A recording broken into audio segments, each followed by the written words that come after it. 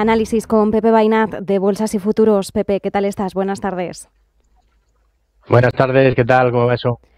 Muchas gracias por acompañarnos. Bueno, además tenemos bastantes protagonistas porque, como bien sabes, ya estamos de lleno en una nueva temporada de resultados empresariales, echándole ya el cierre definitivo al 2025, viendo perspectivas para 2026. Pero en términos generales, ¿cómo estás viendo la sesión de hoy? Sesión en negativo para los tres principales índices de Wall Street. ¿Cómo estás viendo los niveles que están marcando en estos momentos? Bueno, de momento es verdad que Europa sigue estando más fuerte, ¿no? La bolsa americana Ujú. seguimos viendo alguna duda, pero no dejamos de estar en una zona muy alta, ¿no? Es decir, que a menos que hubieran caídas más o menos fuertes y tuvieran continuidad, de momento no pasa nada, ¿no? Podemos decir, si vemos el Nasdaq, por ejemplo, que tenemos aquí pues esta sucesión de máximos y mínimos crecientes. Estos mínimos crecientes nos dicen los niveles que no tenemos que perder. Y bueno, pues aquí tendríamos que hablar en el Nasdaq de esos 25.100, ¿no? 25.090, punto bastante clave que no debería perder. Y en el caso del S&P 500 podríamos ponerle un puntito ya aquí cerca, ¿no? En la zona de los 6.900, bueno, un poquito por abajo, ¿no? 6.890. Es decir que de momento todo pinta bien, pero un pequeño movimiento a la baja, rompiendo esa pequeña sucesión de máximos y mínimos crecientes, podría, pues, un poco empezar a que la gente tuviera nervios, ¿no? Tenemos Ujú. muchos beneficios latentes y si de repente hubieran ventas más o menos fuertes, podrían arrastrar a otras ventas y hacer que viniera una corrección un poco mayor. Pero de momento eso no está pasando y a pesar de que hay algunos días de una pequeñita corrección como hoy, de momento el fondo parece que sigue siendo muy alcista. Ujú. Bueno, empezando por protagonistas, por resultados empresariales, JP Morgan, que por cierto está cayendo casi un 4%. JP Morgan Chase, ha hablado su consejero delegado también en el marco de la batalla Trump-Powell, pero centrándonos en el ámbito puramente empresarial y en la cotización, ¿cómo estás viendo los niveles? Reacción negativa a unos resultados mixtos, superaban expectativas, pero la realidad es que las ganancias, pese a ser mejores de lo esperado, han reportado una caída interanual del 7%. ¿Cómo estás viendo la corrección de hoy, la reacción en negativo? $311.73 es lo que tengo yo ahora, pero probablemente en tiempo real lo tienes tú un poquito más exacto. Sí, 311,6, pero bueno, al final lo importante es que había roto una resistencia clara en la zona de los 322, a partir de ahí Ujú. además la superó, apoyó, hizo nuevos máximos y ahora pierde ese nivel, ¿no? En teoría, a nivel de corto plazo nos indica peligro.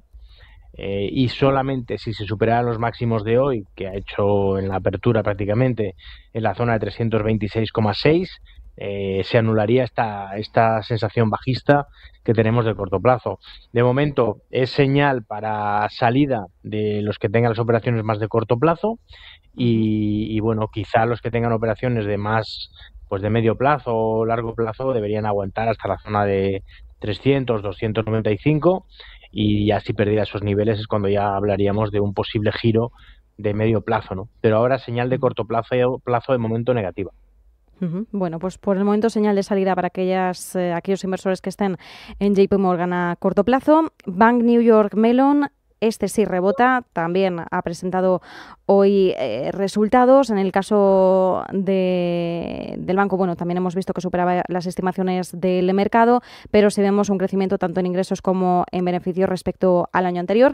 Aquí sí, no hay medias tintas, el mercado se lo ha tomado de forma positiva. ¿Y cuál es el aspecto que presenta?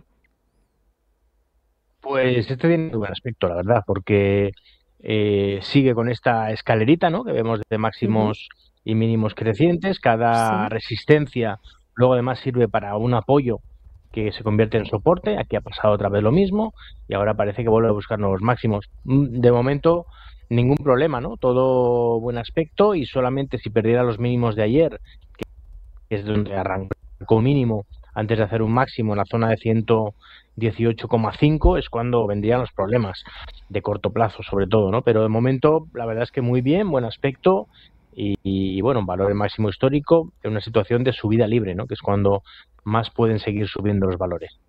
Ujú.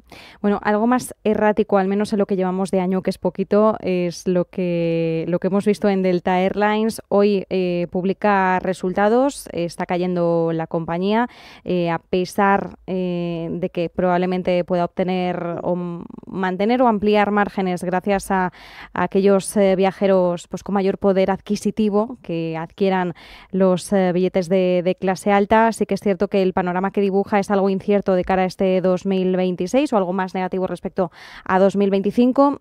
¿Cómo estás viendo la aerolínea? Bueno, la verdad es que Delta es un valor que suele tener mucha volatilidad, ¿no? Y de Mm, hecho aquí superó una zona de máximos históricos que venían del año 2019, en la zona de sí. 64, pero fue fugaz y luego vino una caída muy fuerte, precisamente pues a partir de eso, en abril, ¿no? Desde el principio de año hasta abril.